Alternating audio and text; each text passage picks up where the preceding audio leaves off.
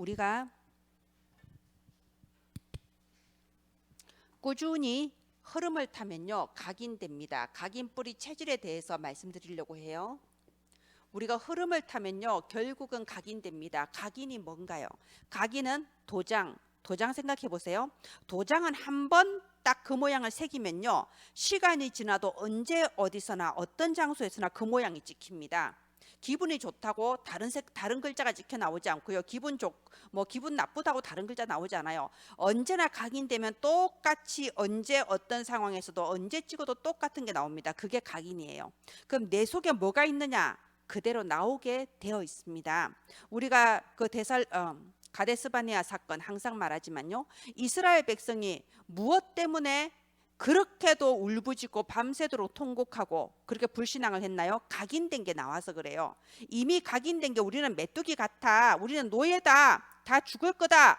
차마 입 밖으로 내서 말은 못하지만 각인을 하고 있었는데 딱 그 각인하고 딱 맞아떨어지는 보고가 나온 거예요. 역시 그렇지. 이게 과학이야. 그러면서 각인된 불신앙이 마구 쏟아져 나온 거죠. 여호수아 갈렙은 어떻게 해서 전혀 현실 상황과 맞지 않고 다수결에도 맞지 않는 고백을 할 수 있었을까요? 각인된 게 나온 겁니다. 원래 어릴 때부터 모세를 따라다니면서 보면서 각인된 게 그거예요. 하나님은 우리를 출애굽시켜 주신 하나님은 홍해를 갈라주신 하나님은 우리에게 저 가나안을 주실 것이다. 각인된 게 입에서 그대로 나온 거예요. 이게 각인이에요. 도장 찍듯이 그대로 나옵니다. 자, 아까 제가 찬양 인도할 때 그 말씀드린 그 교부도 각인된 게 나온 거죠. 그죠? 자, 이게 각인이에요. 그럼 우리 속에 어떤 것이 각인되어야 되며 어떻게 각인될 수 있을까요? 흐름을 타면은 각인되는 겁니다. 흐름을 탄다 이 말은요 꾸준히 지속하는 걸 말하는 거예요. 한 번 하고 마는 게 아니고요 시작을 알고 꾸준히 지속하는 거예요. 마지막 결말까지 미리 보면서 계속 하는 걸 흐름을 탄다 그러죠. 흐름을 꾸준히 타다 보면 어느 날 각인이 됩니다. 자, 무슨 흐름을 타냐? 말씀의 흐름. 말씀의 흐름을 탄다는 말은요 우리가 그 하나님의 말씀을 언제나 붙잡고 믿음으로 걸어가는 겁니다. 지난주 강단 말씀, 이번 주 강단 말씀, 또 다음 주 강단 말씀, 말씀에 내가 은혜 받고 말씀이 충격받고 막 이게 아니에요.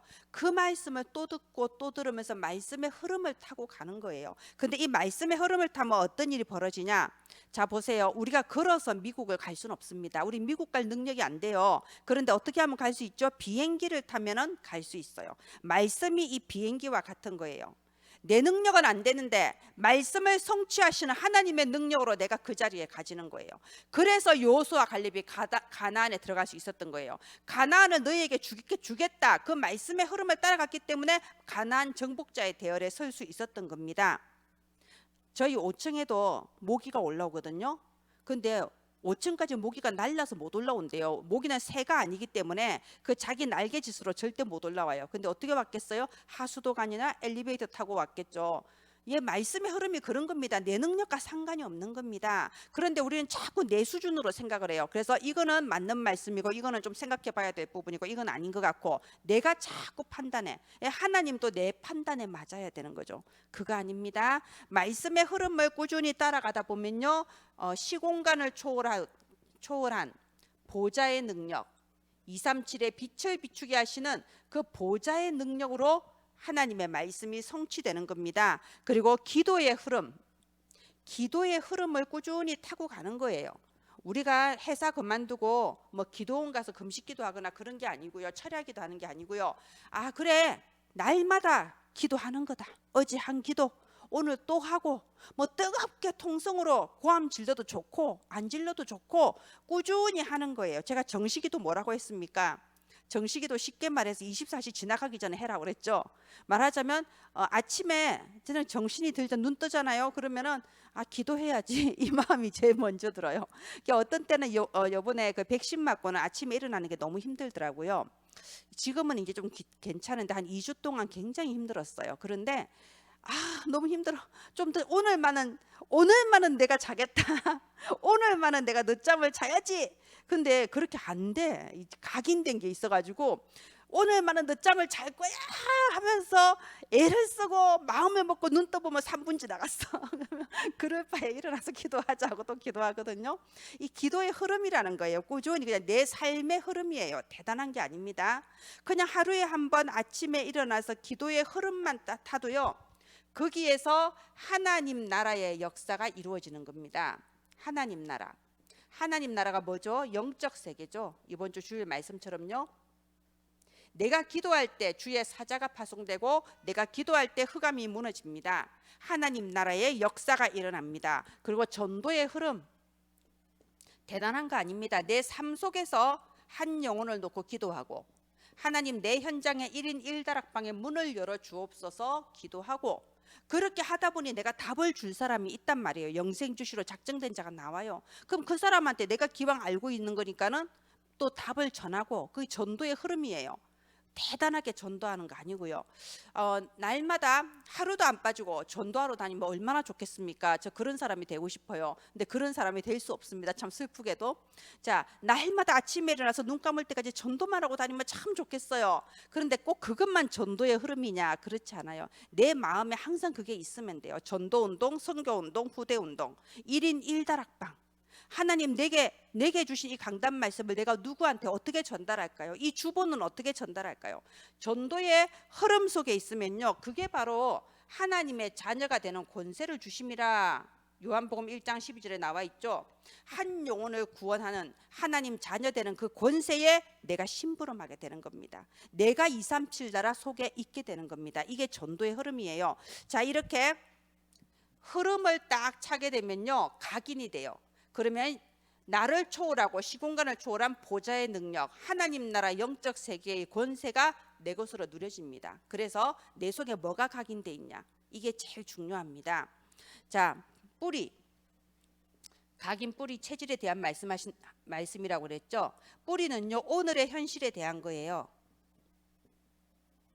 내 오늘의 현실은 좋은 것일 수도 있고 나쁜 것일 수도 있죠. 응답의 현실일 수도 있고요. 또는 자꾸 이렇게 응답이 없는 그런 여러 가지 시련의 현실일 수도 있습니다. 그런데 중요한 거는요, 응답이든 응답이 아니든 좋은 일이든 나쁜 일이든 나의 오늘은요, 하나님께서 내 미래의 소망을 이루어 나가는 뿌리가 된다는 겁니다.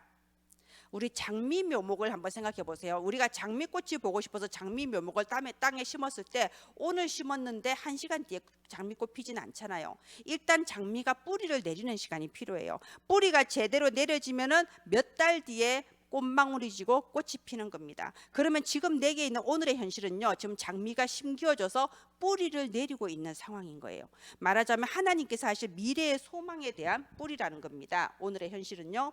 자, 그렇게 하다 보면 이렇게 각인이 되고 뿌리 내리다 보면 어느 날 이제 나에게 체질이 돼요. 어떤 체질? 237 나라 왕들에게 답을 줄 수 있는 체질. 내가 서밋들에게 답을 줄 수 있는 체질로 내 체질이 된다 이겁니다. 각인 뿌리 내리다 보면요. 자, 오늘 우리가요 미리 누린 엘리야를 하는데요, 다음 주는 미리 누린 엘리사, 또 그 다음 주는 미리 누린 오바댜, 그 다음 주는 미리 누린 아합 왕까지 이렇게 4주가 구성이 되는데요. 이게 무슨 말입니까? 엘리야가 이렇게 하나님께서 주신 이 각인 뿌리 체질 속에서 자기가 가지고 있는 그 답이 뭐냐, 엘리야가 하나님 주신 어떤 답을 가졌냐, 엘리사는 어떤 답을 가졌고 오바댜는 어떤 답을 가졌고 또 아합 왕은 대체 어떤 답을 가졌길래 그렇게 악한 왕이 되었냐, 결국 내 속에 뭐가 각인뿌리 체질됐냐 이거잖아요. 자, 이제 우리 엘리야 한번 보겠습니다. 엘리야는 어떤 사람이었냐? 엘리야는요, 본문 1, 우상 숭배가 뭔지를 알았어요. 우상 숭배하면 얼마나 위험한 건지, 어떠한 위험성과 재앙을 불러오는지 알고 그것을 말한 사람이 바로 엘리야였습니다. 그래서 엘리야는요, 이스라엘에게 3년 가뭄이 올 것이라고 가뭄을 예언했어요. 가뭄이 우리가 지금 살고 있는 이 시대의 가뭄이 아니죠. 완전 재앙이에요. 그 시대의 가뭄이라 이스라엘은 전부 다 그 유목민들 아닙니까? 양을 키워서 먹고 사는데 가뭄이면 풀이 안 나요. 나뭇잎도 없어요. 그러면 양이 살 수가 없고 결국 사람도 다 굶어 죽는 겁니다. 옛날의 가뭄은 엄청난 재앙이었습니다. 그래서 엘리야는요, 이 가뭄을 예언했습니다. 그래서 이 가뭄을 예언했다. 이게 뭔 말이냐? 왜 재앙이 오는가? 말을 해준 거예요. 왜 이런 재앙이 오죠? 우리의 삶에, 우리가 사는 세상에 재앙이 왜 오는 거죠? 거기에 대해서 말을 해준 겁니다. 우상 숭배 굉장히 위험한 거예요. 그때 당시에 이 아합 왕이 이세벨 왕비와 결혼했잖아요. 그죠? 국제 결혼했습니다. 넓은 마음을 가지고. 그리고 우리가 그 열왕기상 그 성경을 읽어보면요, 이세벨이 굉장히 자기 남편을 사랑했어요. 말하자면 해외에서 온 국제 결혼한 왕비인데도 불구하고 굉장히 자기 남편 아합 왕을 위해서 헌신하는 모습을 보여줍니다. 예, 말하자면 자기들끼리 부부 금슬은 되게 좋았던 거예요. 자, 그런데 이렇게 이세벨 왕비가 자기가 섬기던 바알신과 아세라 신상을 전체 이스라엘에 다 확장을 시키고, 아합 왕은 그래, 좋은 게 좋은 거지, 우리가 국제적으로 마음을 넓게 열자, 오직 여호와만 섬길 수 있냐, 다 인정해야지 이러면서 이제 점점 여호와 신앙을 믿는 자는 죽고, 그리고 이렇게 바알과 아세라 우상 숭배가 쫙 퍼졌잖아요. 그러면은 아합 왕 생각에는 좋은 거일 수 있어요. 그래, 우리나라가 국제적인 나라가 돼간다, 마음의 문을 오픈 마인드하고 그렇게 하자. 이세벨 왕비 입장에서도 정말 나는 이 나라 잘 먹고 잘 살아지라고 바알신을 섬기는 거다, 좋은 거라고 생각할 수 있어요. 근데 과연 좋은 걸까요? 제사 많이 지내는 집에 그 고생하시는 며느리들이 이렇게 얘기하세요. 자기는 굉장히 착한 거예요. 말하자면 후손들 잘 되라고, 조상을 잘 모셔야 자녀들이 잘 되니까 자녀 복 받으라고, 우리 집도 아닌 시댁 집안을 내가 이렇게 지성으로 섬기니까 나처럼 훌륭한 사람이 세상에 어디 있어, 신사임 당이잖아 진짜. 그죠? 그런 생각으로 하는 겁니다. 말하자면 이걸 모르는 거예요. 우상 숭배하면 진짜 복이 오냐? 엄청난 재앙이 닥쳐요. 우상 숭배가 얼마나 무서운 건데요. 근데 그걸 말을 해줘야 된단 말이에요. 자, 우상 숭배할 때 분명히 집안에 흑암이 역사하게 돼 있습니다. 흑암, 귀신, 사탄이 역사하는데 그 집에 좋은 일이 생길 수가 있나요? 전 나라가 다 우상 숭배하는데 나라에 좋은 일이 생길 수 있겠어요? 당연히 사탄이 역사하니까 재앙이 들이닥칠 수밖에 없는 겁니다. 그래서 나라 전체에 3년 가뭄이 들면서요, 심지어 왕조차도 굶어 죽게 생긴 거예요. 그래서 성경에 보면 아합 왕이 자기가 키우는 양과 소를 몰고 이렇게 나왔다고 돼 있어요. 그래서 자기 신하 데리고 양과 소를 몰고 어떻게 양을 좀 마실 물이 없냐, 온 들판을 헤매고 다녔다고 돼 있어요. 왕이 그 정도로 열악한 상황이었던 거죠. 자, 그런 상황에서도 또 아이가 또 죽는 일이 벌어지죠. 그런 전부 다 굶어 죽는 그때에 어떤 사르밧 과부의 집에 엘리야가 신세를 지게 됩니다. 근데 사르밧 과부가 우리 이거 잘 아는 일화죠. 우리 지금 먹을 것도 없습니다. 우리 지금 이제 밀가루 조금 있어서 그걸로 떡 2개 만들어 먹고 우리 죽으려고 합니다. 그러니까 참 엘리야가 부잣집 다니고 그 가난한 집에 들어가서 난 기어이 이 집에서 먹고 살아야 되겠다, 그걸로 떡 만들어서 나부터 갖고 와라. 그 떡 만들어서 갖다 드리니까 계속해서 밀가루와 기름이 계속 생기죠. 먹고 살만해졌어요. 이게 사르밧 과부 일 아닙니까? 그런데 어느 날 사르밧 과부의 하나밖에 없는 외동아들이 병에 걸려서 죽게 됐어요. 죽었어요. 진짜 숨이 끊어졌어요. 그게 재앙인 거죠. 재앙 시대. 그런데 이렇게 죽었던 아이를 엘리야가 다시 살립니다. 그지요? 성경에 보면 엘리야가 그 아이 위에 엎드려서 3번 엎드려서, 하나님 정말로 이 아이를 살려주시고 내가 하나님의 사람인 증거를 달라고. 그래서 다시 살리잖아요. 말하자면 이 재앙을 해결한 거죠. 그리고요, 이 엘리야가 가뭄을 거치게 합니다. 우리가 잘 아는 그 갈멜산 사건 이후에 엘리야가 이제 비가 올 것이다 예언했을 때, 이게 저 하늘 멀리서 손바닥만한 구름, 또 좀 있다가 좀 더 큰 구름, 좀 더 큰 구름에서 결국 3년 만에 비가 오잖아요. 가뭄을 해결했습니다. 재앙을 해결한 거예요. 자, 이런 사람이 전도자예요. 왜 재앙이 닥치냐? 하나님을 떠나서 우상 숭배하니까 재앙이 올 수밖에 없다. 왜 네가 지금 재앙 당하고 있냐? 말해줄 수 있는 사람이 전도자입니다. 부처를 섬기고 성모 마리아를 섬기고 그것만 우상 숭배가 아니에요. 교회를 다녀도 내가 진짜 예수 그리스도 복음이 아니고 다른 것이 내게 더 크다면 그게 우상 숭배예요. 사람의 행실이 그게 하나님보다 더 크고, 돈이 하나님보다 더 크고, 교회의 거룩함이 하나님보다 더 중요하게 여기지만 그게 우상 숭배예요. 우상 숭배하면 재앙이 올 수밖에 없습니다. 그런데 전도자는 이 우상 숭배를 왜 하면 안 되는가 알려주고 그 재앙을 해결해 주는 사람이 전도자예요. 바로 우리가 어둠의 빛을 발하는 전도자예요. 자, 엘리야는 바로 이 일을 한 겁니다. 이게 엘리야가 미리 누린 답이죠. 우상 숭배하면 재앙이 온다. 오직 빛이 비칠 때 어둠은 물러간다. 이게 엘리야가 미리 가진 전도자의 답이었습니다. 자, 우리가 잘 알다시피 엘리야는요 갈멜산에서 영적 싸움을 했어요. 그죠? 갈멜산에서 영적 싸움을 했습니다. 엘리야는요 뭐가 지금 제일 급한지를 알았던 거죠. 엘리야는 그래서 오바댜한테 부탁을 하죠. 여기서 오바댜가 등장합니다. 오바댜는 아합 왕의 신하이면서 또 엘리야의 제자죠. 이 오바댜한테 내가 아합 왕을 좀 만나게 해달라. 내가 바알 섬기는 거짓 선지자, 아세라 섬기는 거짓 선지자와 내가 대결하겠다. 오바댜한테 중재 역할을 부탁해요. 이게 뭐죠? 엘리야는 그 사실을 알았던 거예요. 두 번째 답, 영적 싸움부터 해야 된다. 일단 영적 싸움, 즉 우상의 허감부터 꺾어야 된다는 사실을 알았던 거예요. 그러면 우리 개인에게 지금도 마찬가지입니다. 지금 내가 먼저 뭐부터 해야 됩니까? 내가 먼저 돈을 벌어야 되고, 내가 기술을 익혀야 되고, 내가 먼저 내 생활의 규모를 갖춰야 되고 할 거 되게 많아요. 근데 그 이전에 가장 중요한 건 뭐냐면요, 내가 기도할 수 있는 영적인 힘부터 회복을 해야 돼요. 내가 혼자 있는 시간에 기도하지 못하면서 교회를 위해서 뭘 한단 말입니까?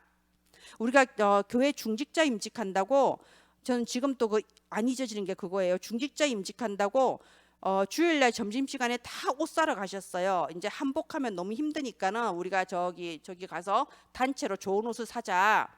임직식 때 입을 옷 사러 간다고, 옷 보러 간다고 점심시간에 쫙 다 나가셨어요.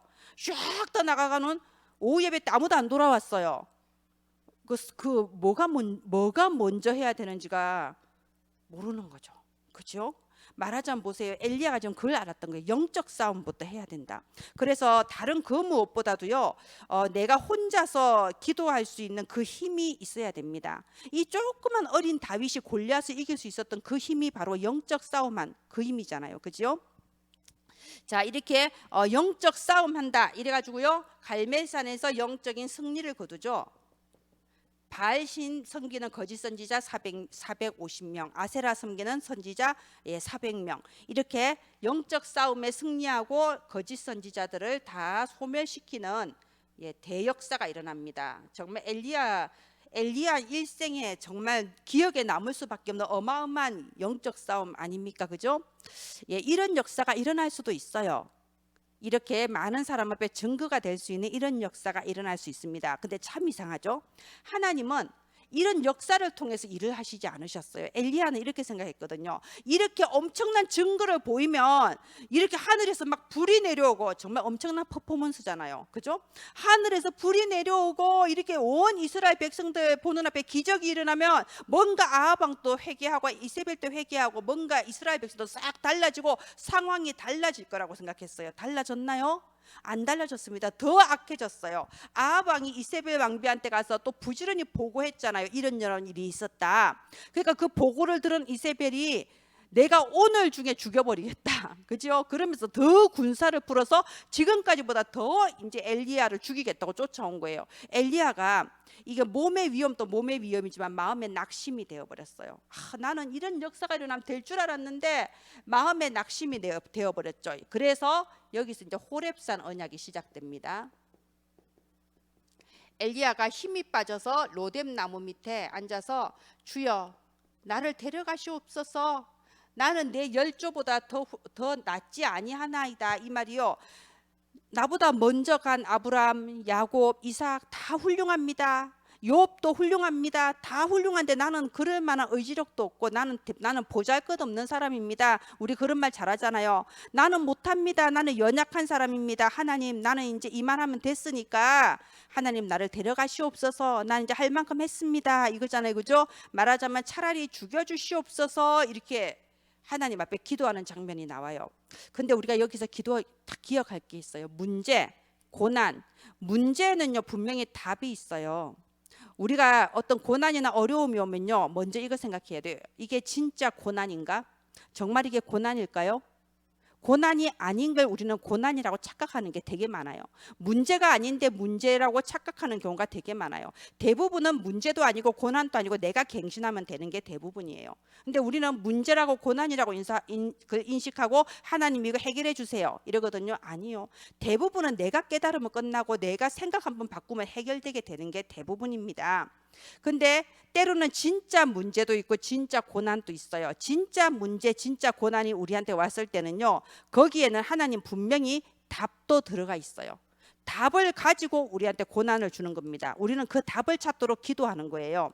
자, 모든 문제는 답이 있어요. 그러면 엘리야가 지금 로뎀 나무 밑에 완전히 낙심해서 쓰러져 버렸어요. 그러면 이렇게 생각해야 돼요.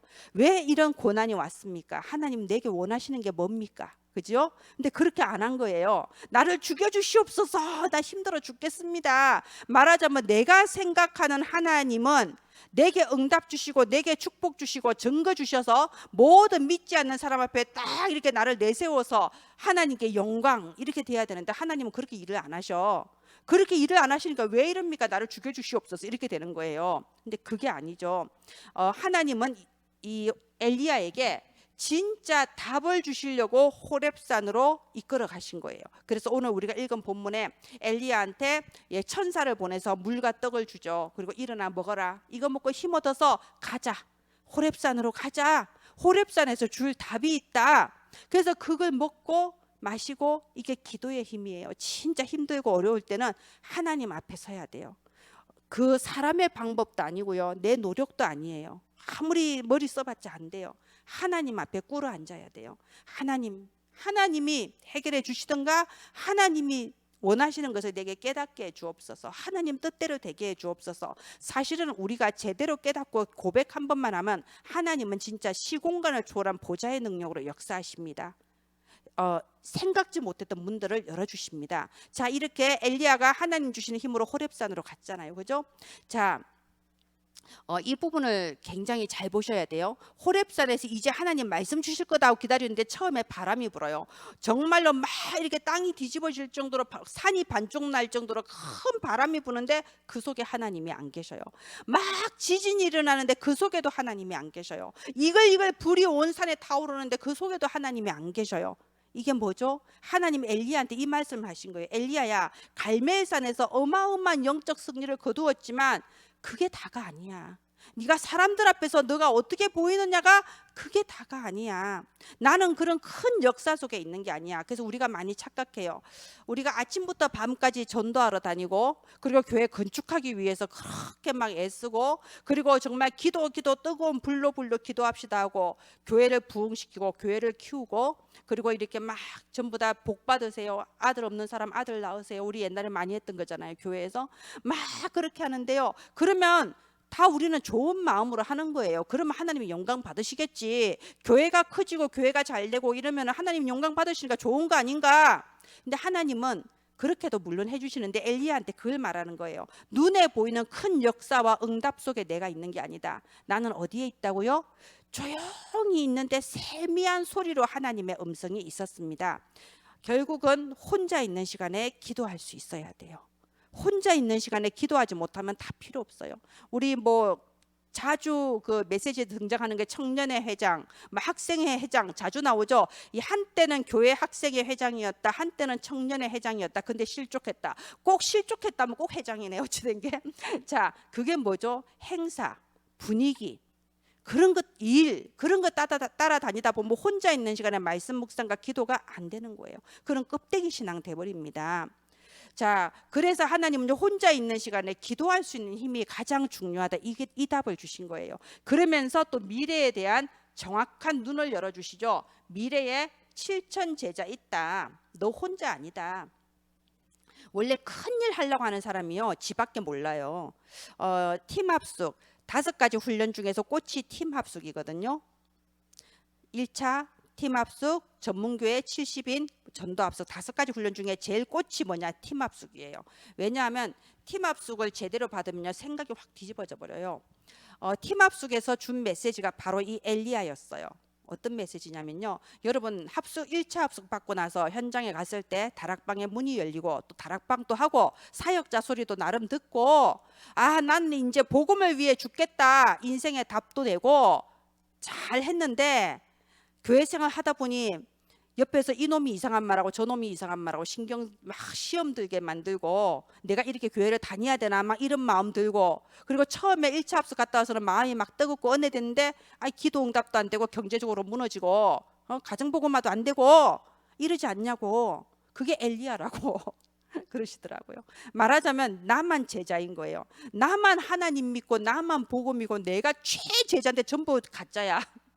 그러니까는 안 되는 거예요. 이게 엘리야인 거예요. 근데 팀 합숙은 이름이 팀 합숙이잖아요. 뭐냐? 팀이 되게 해주는 게 팀 합숙이었어요. 말하자면 내가 주인공이 아니고 내 옆에 사람이 주인공일 수 있다는 거예요. 어쩌면은 우리는 내가 바울이고 내가 요수아고 내가 엘리야인 줄 아는데 어쩌면 내가 바울을 도운 바나바일 수도 있고 내가 여호수아를 세운 갈렙일 수도 있다는 거예요. 그걸 가르쳐 줬어요. 그리고 여호수아와 갈렙이 함께하고 바울과 바나바와 함께하고 또 디모데와 함께했던 것처럼 옆 사람과 팀이 될 수 있는 거, 그게 팀 합숙이었어요. 인간이 달라지더라고 진짜. 그래서 저는 여러 훈련을 받았지만 팀 합숙 때 만났던 사람들이 제일 안 잊혀져요. 그때 메시지의 흐름이 그래서 그렇나 봐요. 그걸 배우고 나니까 교회 딱 오니까요, 싫은 사람, 좋은 사람, 시험 드는 사람이 다 없어져 버리더라고. 전도 운동 해야 되는데 어떻게 하면 조직을 만들까, 이것만 눈에 보여요. 뭐 이 동그란 사람은 동그란 대로, 네모난 사람은 네모난 대로 다 하나님의 일에 선하게 쓰임 받도록 준비가 되어져 있더라고요. 그래서 팀 합숙의 주요 주제가 그거예요. 교회 안에 제자를 세우고 교회 밖에 제자를 세우고. 전에는 나 혼자 제자잖아요. 그런데 팀 합숙 받고 나니까 나 말고 다른 제자가 있었네. 나는 저 제자를 세우는 사람이구나. 이게 팀 합숙입니다. 엘리야한테 하나님은 그걸 하신 거예요. 너밖에 없다고? 아니야.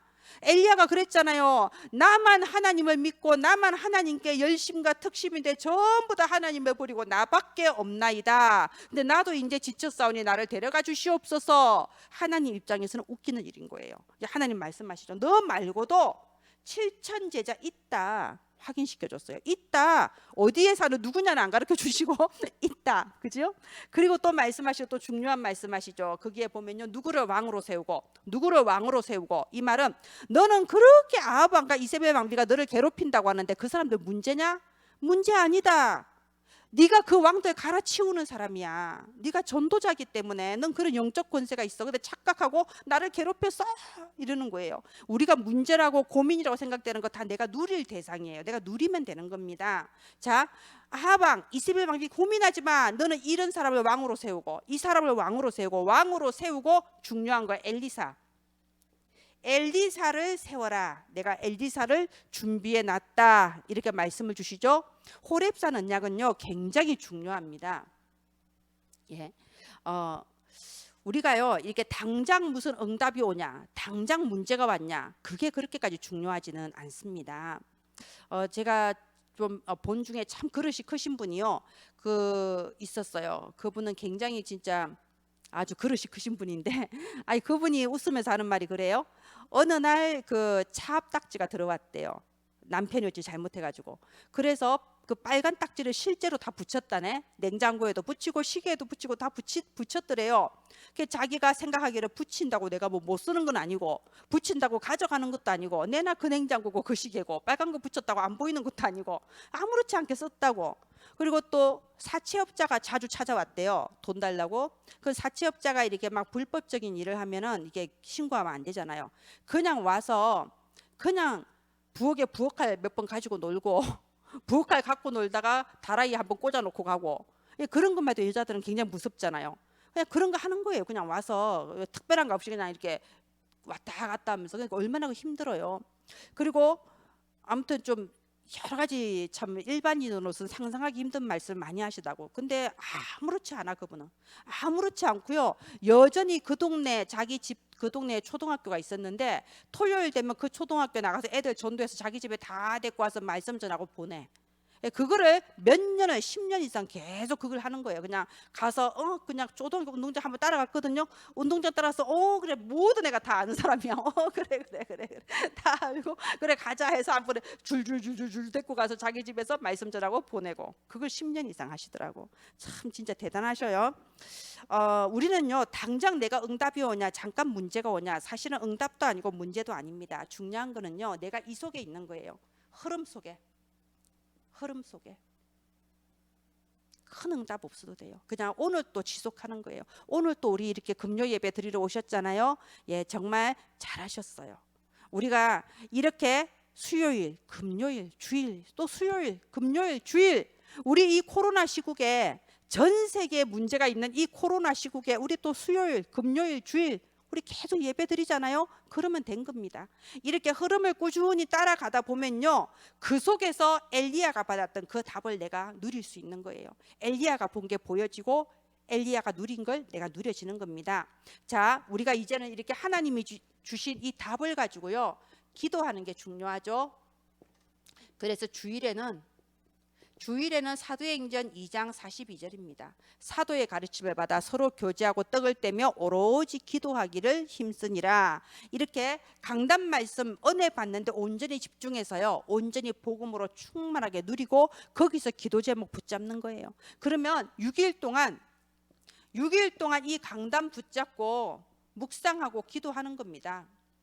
주의 말씀을 붙잡고 묵상하고 기도하면서 내게 일어나는 모든 사건과 모든 만남과 모든 일을 금방금방 판단하지 말고 주의 말씀에 적용해서 해석을 다시 해보고 생각을 다시 해보고 하나님이 이 일을 하려고 그러시는구나 새롭게 판단하고 그게 생각 편집이고 말씀 편집이잖아요. 그렇게 하면서 24시 누리는 거예요. 24시 뭘 누리냐? 나는 하나님 자녀, 예수는 그리스도, 모든 문제 끝.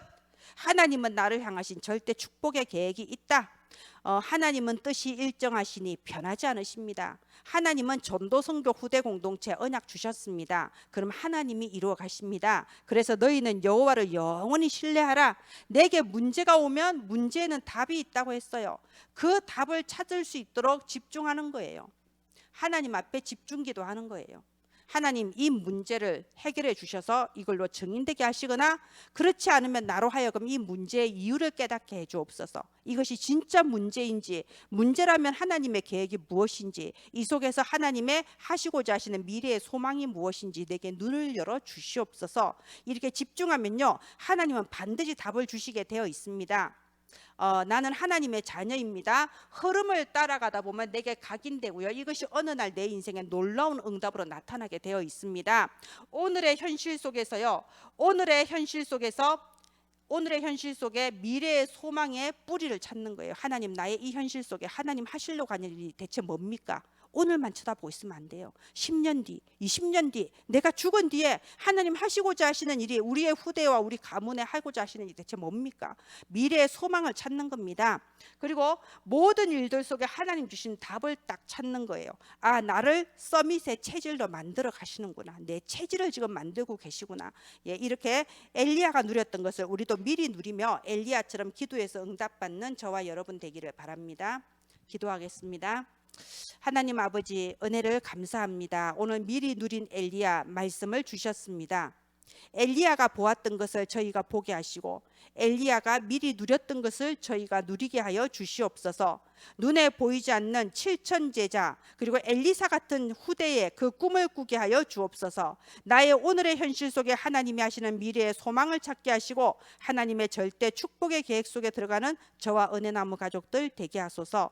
은혜를 감사드리며 모든 것을 주 예수 그리스도 이름으로 기도합니다. 아멘.